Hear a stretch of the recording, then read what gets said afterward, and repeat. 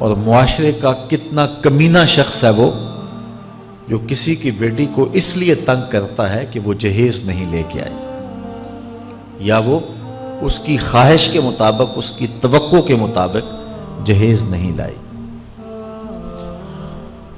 شریعت اسلامیہ نے تو نکاح کو آسان قرار دیا، اور یہ جو ہم اتنی لمبی چوڑی باراتیں لے کر کے چلے جاتے ہیں بیٹی والوں کے گھر میں، تو اسلام میں تو اس کا ایسا کوئی تصور نہیں ہے۔ 500 600 لوگ بیٹی والوں کے ہاں چلے جاتے ہیں، اور جس طرح کسی محاذ پہ جا رہے ہیں۔ نکاح فی المساجد کا رواج اگر ڈالا جائے تو ہماری زندگیاں سوکھی ہو جاتی ہیں۔ یہ جو مروج سلسلہ ہے، اس سے غریب لوگ تو پریشان ہیں ہی، امیر لوگ بھی سکھ میں نہیں ہیں۔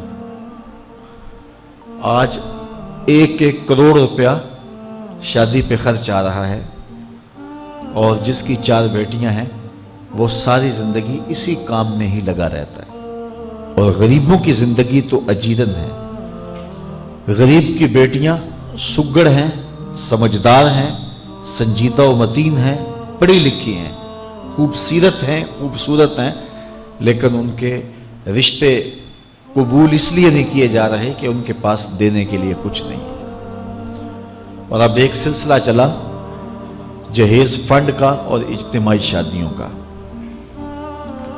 تو شاید کسی کے لیے اس میں تسکین ہو، لیکن میں تو ایک مرتبہ ایسی تقریب میں گیا ہوں تو دکھی ہو کے آیا ہوں۔ ہر شخص کا اپنا مزاج ہوتا ہے، مختلف تنظیمات، مختلف لوگ غریب بچیوں کی اجتماعی شادیاں کر رہے ہیں، تو میں ایک تقریب میں مجھے کھینچ کے کچھ لوگ لے گئے۔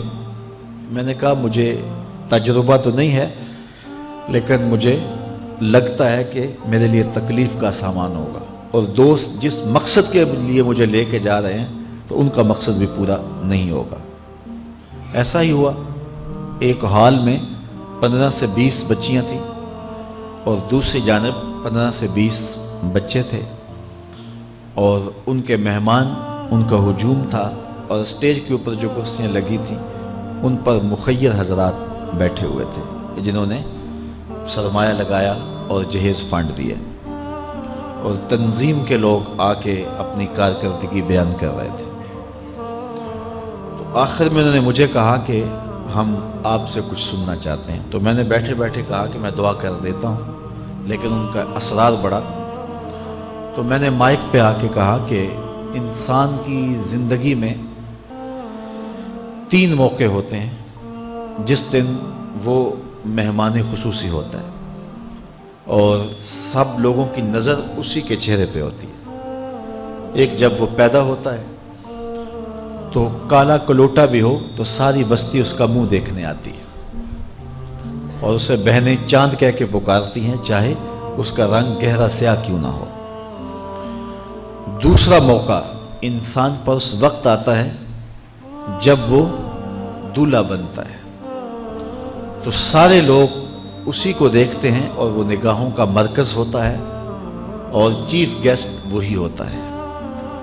اور تیسرا وقت اس کے اوپر تب آتا ہے جب وہ چٹا لٹھے کا لباس پہنتا ہے، تو سارا شہر اس کا منہ دیکھنے آتا ہے۔ تو میں نے کہا ان غریب لوگوں سے آج تم نے یہ حق بھی چھین لیا۔ آج مخیر حضرات کو اوپر بٹھایا اور ان کو نیچے بٹھایا ہوا ہے، اس لیے کہ یہ غریب ہیں، اور کسی کے چہرے کے اوپر میں نے کہا خوشی کے آثار نہیں نظر آ رہے، اداسیاں ہیں، اور اتنے لوگوں کو ان کی غربت کا گواہ بنا رہے۔ ایک دم سکوت طاری ہو گیا حال پر، چونکہ مجھ سے وہ کچھ ایسی باتیں سننا چاہ رہے تھے جس سے ان کو داد ملتی۔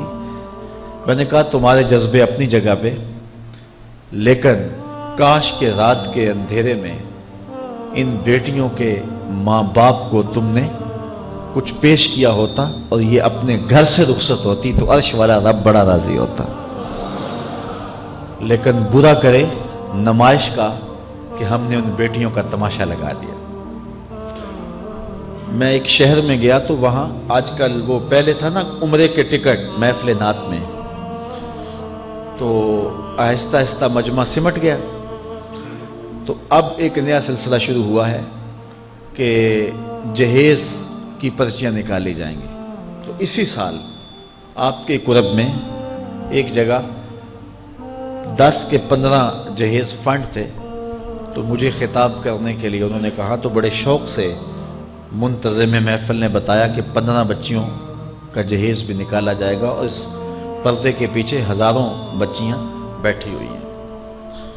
تو میں نے اپنی گفتگو میں کہا کہ یہ ظلم نہ کرو، یہ زیادتی نہ کرو، تمہارے پاس 100 لوگوں کا کھانا ہے تو 500 لوگوں کو نہ بلاؤ کہ تم قرعہ اندازی کر کے 100 آدمیوں کو کھانا دے دو اور 400 آدمیوں کو کہو کہ تمہارا نام نہیں نکلا۔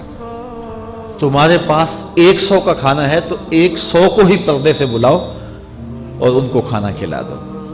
میں نے کہا 10,000 بیٹیاں اس پردے کے پیچھے بیٹھی ہیں آپ کے بقول، اور آپ ان میں سے چند کو قرعہ اندازی کے ذریعے جہیز فنڈ دے رہے ہیں۔ ہر پرچی پہ 10,000 بیٹی کا دل دھڑکے گا کہ شاید میرے مقدر جاگ پڑے اور غموں کی سیاہ رات ختم ہو گئی، لیکن جب آخری پرچی کے بعد اعلان کیا جائے گا کہ قرعہ اندازی مکمل ہو گئی، تو کتنی بیٹیاں گھروں میں جب واپس جا رہی ہوں گی تو تم نہیں جانتے ان کے قدم کتنے بوجھل ہوں گے، اور رسول اللہ کا میلاد ہو اور بیٹیاں آنسو بہاتی ہوئی جائیں۔ تو میں نے کہا تم خوشیاں خریدنے لگے تھے، غم خرید لیے تم نے، خوشیاں بانٹنے لگے تھے، غم بانٹ لیے تم نے۔ تو یہ زیادتی نہ کرو، یہ جو رواج پڑ رہا ہے یہ اپنی نمائش کے لیے، خدا را آگے تم نے عمرے کے ٹکٹ بانٹے، بہت کچھ کیا لوگوں کو اکٹھا کرنے کے لیے، اور کیا کیا رنگ اپنائے گئے۔ میں نے کہا وہ اچھا تھا، چلو مجھے اس پر بھی بات ہے، لیکن چلو میں نہیں کرتا، لیکن یہ ظلم نہ کیا جائے کہ محافلات میں مجمع اکٹھا کرنے کے لیے جو ہے وہ غریبوں کی بچیاں بلا کر کے تو 10 کو آپ دے کے باقیوں کو کہیں کہ معذرت ہمارے پاس اتنا ہی تھا۔ تو آپ کے پاس 100 کا کھانا ہے، 100 کا پانی ہے، تو 500 پیاسوں کو نہ بلائیں، 500 بھوکوں کو نہ بلائیں، 100 کو ہی بلا کر کے پردے سے جو ہے وہ ان کی مدد کریں۔ تو میں یہ کہتا ہوں کہ ہم جہیز فنڈ دینے کی بجائے، یہ جب تک یہ حالات ختم نہیں ہوتے، میں خفیہ طور پہ یہ بھی کرنا چاہیے، لیکن ساری قوم ادھر لگ گئی ہے، تو اس کی بجائے ہمارے علماء کو، ذمہ دار کو، یہ مختلف چینلز کے اوپر یہ جو ٹاکنگ ہوتی ہے اس پہ گفتگو ہونی چاہیے کہ اس رسم کو ختم کیا جائے اور معاشرے کی تربیت کی جائے کہ بیٹیوں کا رشتہ اس لیے قبول کیا جائے کہ وہ دیندار ہیں، وہ پردے دار ہیں، وہ سگڑ ہیں، وہ پڑھی لکھی ہیں اور ان کے اخلاق اچھے ہیں، یہ معیار بنایا جائے، دولت کو معیار نہ بنایا جائے۔ اس طرح معاشرے پس جائیں گے اور معاشرے کے پلے کچھ بھی نہیں بچے گا۔ اور آج اندازہ نہیں ہے ہم کو کہ جس کی بیٹیاں گھر کی دہلیز پہ جوان ہے اس کی زندگی کتنی کٹھن گزر رہی ہے۔ کوٹھے تے چڑھ ویخ فریدا تے گھر کر بلدی اگ، میں جاتا دل دکھی میرا پر دکھی سارا جگ۔ تو پورا معاشرہ اس وقت اس اذیت سے، اس کڑن سے گزر رہا ہے کہ بیٹیاں جوان ہیں اور رشتے نہیں مل رہے، اور پھر اگر رشتے مل رہے ہیں تو بیٹے والوں کے نخرے ہی بڑے عجیب ہیں، اور پھر جس طرح وہ بیٹیوں کو، غریبوں کی بیٹیوں کو لونڈیاں بنا کے اپنے گھروں میں رکھتے ہیں، تو یہ ایک الگ درد کی اور دکھ کی کہانی ہے۔ میرے پاس لوگ آتے ہیں، دعا کیجئے، کاروبار نہیں ہے، معاشی بحران ہے، مالی پریشانیاں ہیں، بچے کے امتحان سر پہ ہیں، بہت سارے مسائل لے کر لوگ آتے ہیں، لیکن کوئی نہیں، لوگ حوصلے سے مصائب کا مقابلہ کرتے ہیں، کاٹتے ہیں۔ لیکن کچھ لوگ آتے ہیں دعا کے لیے تو بات کرتے ہی آنکھیں چھلکنے لگتی ہیں اور میرا دل بھی قابو میں نہیں رہتا۔ لوگ کہتے ہیں کہ حضرت دعا کرو، بیٹی سسرال میں دکھی ہے، اللہ سکھ دے دے۔ تو میں دعا بھی کرتا ہوں، لیکن میں تنہائی میں جا کے روتا ہوں کہ اس درد کا مداوع کیا ہے، اس دکھ کا علاج کیا ہے، اور معاشرہ تیزی سے اس تکلیف کی طرف بڑھ رہا ہے، اور طلاق کی شرح بھی جو ہے وہ بڑھتی چلی جا رہی ہے۔ میرے پاس ایک دن ایک صاحب آئے، ساتھ ان کی بیوی تھی، اور میں انہیں جانتا ہوں، عزت دار لوگ تھے۔ تو انہوں نے کہا کہ ہم آپ سے کوئی تنہائی میں بات کرنا چاہتے ہیں۔ تو ان کے اپنے عزیز تھے، بیٹیاں اس شخص کی زیادہ ہیں، اپنے عزیزوں میں شادی کر دی۔ تو اس وقت انہوں نے طے کر لیا کہ کوئی بات نہیں، ہم جہیز نہیں لیتے۔ لیکن وہ باپ بلک بلک کے مجھے کہہ رہا تھا کہ کتنے دنوں سے میری بیٹی گھر آ کے بیٹھی ہوئی ہے، اور وہ کہتے ہیں کہ اتنی دیر واپس نہ آنا جب تک تیرا جہیز پورا نہیں ہو جائے گا۔ میں کہتا ہوں کتنا صفاق معاشرہ ہو گیا ہے اور کتنے کٹھن حالات ہو گئے ہیں۔ تو جب معاشرہ اس کیفیت میں چلے جائے تو پھر انارکی پھیلتی ہے اور معاشرے پھر قائم نہیں رہتے۔ تو کتنی باپ کی دہلیز پر بوڑھی ہونے والی بیٹیاں، ان کی سسکیاں، ان کی آہیں اور ان کی چیخیں اس معاشرے کو بے چین کی ہوئی ہیں۔ تو امیر لوگوں کی ذمہ داری ہے کہ وہ غریبوں کے دکھ بانٹ لیں۔ اللہ تعالیٰ ارشاد فرماتا ہے کہ فَقُّ رَقَبَةٍ او اطعام فی یوم ذی مسغبہ، کسی پھنسے ہوئے کی گردن چھڑانا یہ بڑی نیکی ہے۔ تو اس وقت غریب کی بیٹیوں کا رشتہ کوئی قبول نہیں کرتا۔ اگر کوئی نوجوان اور اگر کوئی سرمایہ دار غریبوں کی بیٹیاں قبول کر لے تو یہ اس کی مہربانی ہوگی، اور اگر یہ نہیں کر سکتا تو کم از کم ان بیٹیوں کی شادیوں کا اہتمام کیا جائے، لیکن یہ مہربانی کی جائے کہ غریبوں کی بچیوں کو نمائش گاہ میں نہ کھڑا کیا جائے اور ان کی غربت کا تماشا نہ بنایا جائے۔ رات کی تنہائی میں ان کے ماں باپ کی خدمت کی جائے تاکہ وہ اپنی بیٹیوں کو عزت سے اٹھا سکیں۔ میرے حضور نے ارشاد فرمایا وَرَجُلٌ تَصَدَّقَ بِصَدَقَةٍ فَأَخْفَاهَا حَتَّى لَا تَعْلَمَ شِمَالُهُ مَا تُنْفِقُ يَمِينُهُ، جس شخص نے تنہائی میں خیرات کی کہ دائیں ہاتھ نے جو خرچ کیا بائیں کو پتہ بھی نہ چلا، قیامت کے دن جب کوئی سایہ نہیں ہوگا اللہ اس شخص کو اپنے عرش کا ٹھنڈا سایہ عطا فرمائے۔ تو یہ جو اجتماعی شادیوں کا ماحول ہے، تو اگر اس کو ہم اس میں تبدیل کر لیں کہ غریبوں کی عزت نفس مجروح نہ ہونے پائے، تو اللہ تعالیٰ یہ توفیق نصیب فرمائے اور معاشرے کے اندر ایسے لوگ نکلیں جو معاشرے کے دکھ بانٹتے ہیں۔ اور علماء کو منبر و محراب سے زوردار آواز اٹھانی چاہیے کہ یہ جو رسم پیدا ہو گئی ہے جہیز کی، اور اس کے بغیر بیٹیاں گھر سے رخصت نہیں ہو سکتی ہیں، تو اس کو ختم کیا جائے اور اس کے خلاف عملی جہاد کیا جائے، اور اس کے لیے امیر لوگ نمونہ بنیں۔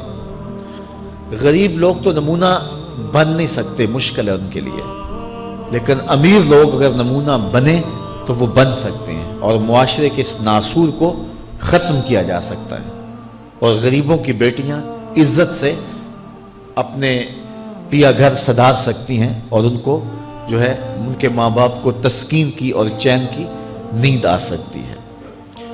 آج میں نے نکاح کے حوالے سے بہت ساری باتیں کرنی تھی، لیکن عنوان ادھر چلا گیا چونکہ یہ ایک سلگتا ہوا مسئلہ ہے اور ہمارے معاشرے کو کاٹ رہا ہے اور توڑ رہا ہے۔ ایک تو گھروں کی دہلیز پہ بیٹیاں بوڑھی ہو رہی ہیں، اور دوسرا شرع طلاق جو ہے وہ بڑھتی چلی جا رہی ہے۔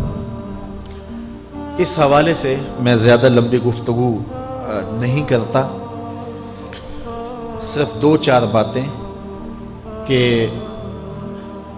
طلاق اگرچہ مرد کا شرعی حق ہے، اور اگر نباہ نہ ہوتا ہو تو طلاق دینا ناگزیر ہو جائے تو طلاق دینا ہی پڑتا ہے، لیکن اس کے باوجود اگر کوئی شخص اپنی بیوی کو برداشت کرتا رہے تو قیامت کے دن رب کی رحمتوں کا حقدار ہوگا۔